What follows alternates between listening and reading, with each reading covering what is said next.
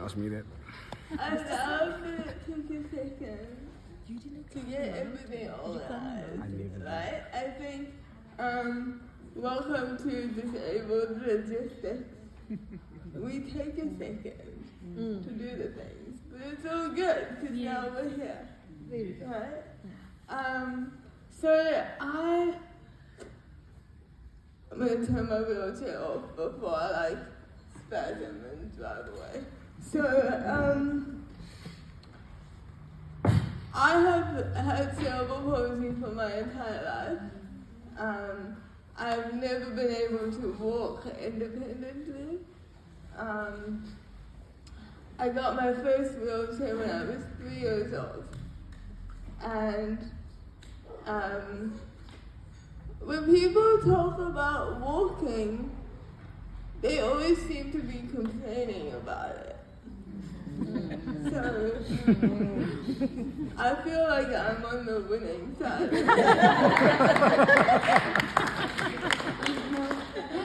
And I think I'm very lucky that I've been raised to engage with people. I've been raised to embrace questions and to not see questions as judgment, but as curiosity. Right? Yes. My life is so interesting to other people that they just need to know every detail. And I think it's having learned that, being taught that it's okay to share about being disabled. It's okay to claim it, right? Because it's here. There are a couple things that people say to me as a disabled person, and I'm like, you need to sit down quickly. So people say,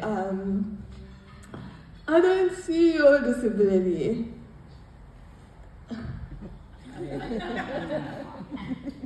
Okay, I'm gonna give you a second then. Because it's here. Like, I don't know what you're looking at if you don't see it.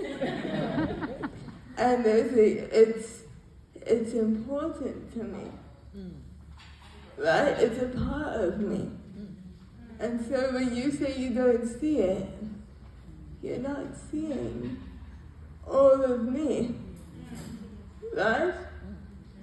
So, one of the things that people say to me that we need them to stop saying to me is, you're not defined by your disability. Yeah, I am. I totally am. How we get into rooms is defined by our disability. How I open doors. That's not true, I don't open doors. Other people open doors. But every experience that I have is defined by the fact that I am disabled. I don't know what it means to stand and look somebody in the eye.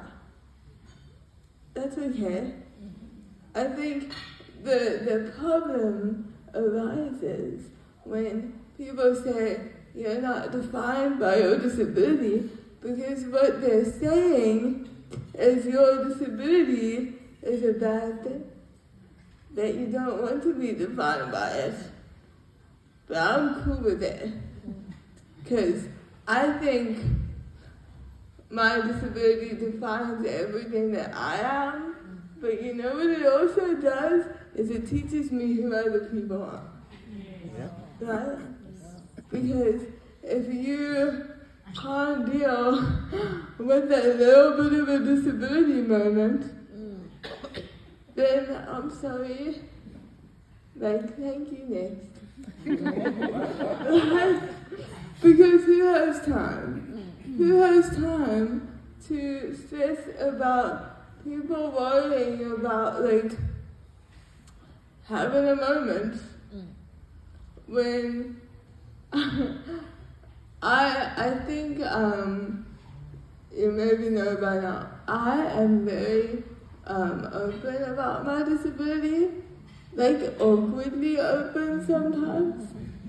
Like, if you don't want to know all of my business, then don't have a conversation with me that's longer than like 2 minutes, because I'm sorry, if you stayed here, you made eye contact, you're invested now. That's on you, friend. I'm very lucky that I have found people in my life, and it took a minute. It took a while to find people who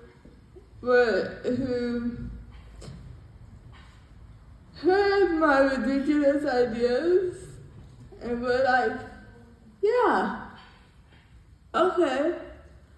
Like, we were sitting at a bar one day, and I said, hey guys, you know what would be cool? It'd be cool if we climbed Kilimanjaro. And they were like, yeah, let's go do that. And then 4 years later, we were at the top of a really big mountain, and that was really awesome.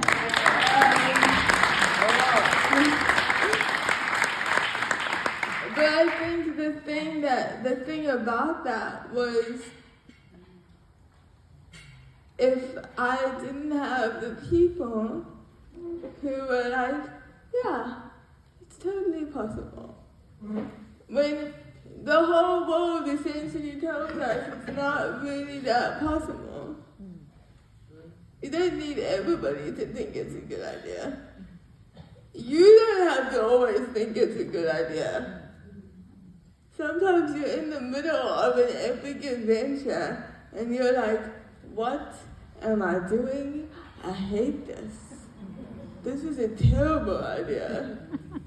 When my eyelashes froze off of my face on the mountain, I didn't think that was a good idea.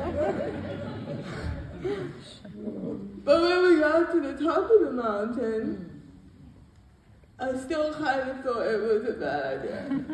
I wasn't feeling super great. But when we got to base camp, and we could all breathe again, we all looked at each other and we were like, that was a phenomenal idea. And I think that's such a good representation of what the disability journey is, right? And it's not just for the people living with the disability in our bodies. Because my disability is mine, right? It's mine. It's in my body. I live with it every second of every day. I'm the only one that knows what that's like. But my mom lives with my disability as well. In a different way, completely different to me. But I share it with her. And so, yes, sharing is caring, right? Yes. So, I think the big lesson, the big takeaway, I guess, is that you have to find people who will collaborate with you. People who are like, you're ridiculous, but I'm here for it. Like, let's go make some bad decisions and see what happens, right? Because disability can be ridiculous. My body can be ridiculous and very inconvenient, but it brings good stories sometimes.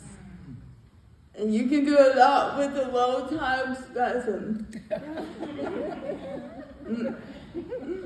I'm gonna let that sit for a second. It really sounds like they're all perks. They're all perks. And I think my my big thing that I've learned is, throughout my life, is that I don't know what I'm doing. I mean, I'm a guest speaker because I've done some cool shit, right? But I'm not gonna pretend like I had any idea where I was going with that, or like what I'm doing in my life. And I think as disabled people, we're kind of expected to know what we're doing. We're expected to know how to teach people, and know how to educate people, and know how to tell somebody how to move my foot because it decided that it didn't want to be where it was. And that can be a lot sometimes. But I think we have to make space for our disability to be a lot for ourselves. Because you make space for it to be a lot. You're like, you know what, I'm super disabled today. That's okay.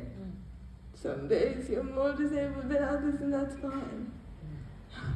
Some days you're you just can't do anything, and that's fine. You don't have to be a super disabled person every day. Sometimes you just have to be a super disabled person. That just came to me. I like that. I'm gonna keep it. I'm gonna write that down. I'm gonna write that down. And I think alongside making space for ourselves to be as disabled as we are, whatever day it is, we have to make space for other people to also not know what they're doing. If people don't know, sometimes they just don't know. And we can help people to realize that they don't know. My big thing is, if somebody doesn't know just because they don't know, they've never learned, that's a very different thing to them choosing to not understand. Right? And if people are choosing to not understand, they have more work to do.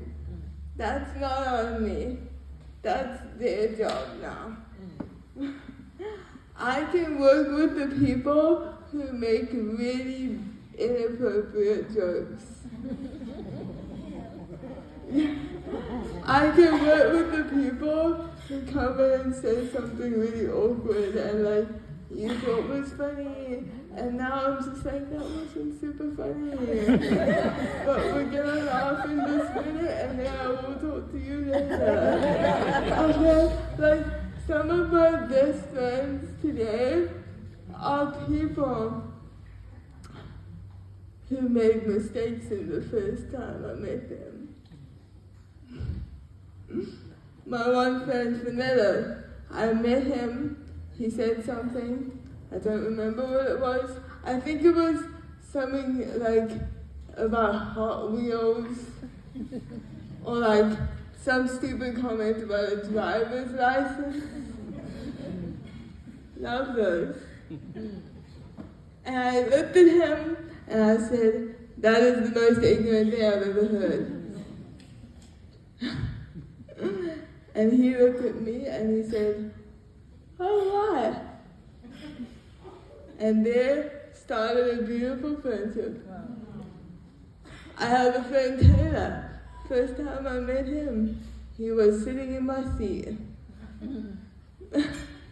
He had moved a chair to the wheelchair spot. He was sitting in my seat. And I looked at him and I was like, bro, you're sitting in my seat. You need to move. And he turned around and he was embarrassed to his core. And he moved up a seat, and he passed me like coffee or something. And there started a beautiful friendship. And I think the lessons in these moments is that we need to go with yes, right? You go with yes. You do stuff, balls to the wall or not at all, right? But also, you go with yes, but you also go with a little bit of grace. And you make space for all the stuff that we don't know and all the stuff that we can learn together and from one another. Because that makes life way more interesting and a way better story to tell than if it's just you there by yourself. And I think that is one of the best gifts of being a super disabled person. Is that not one of my stories is just mine, because I'm always sharing it with somebody. And I think there's a lot of beautiful things to be taken from that.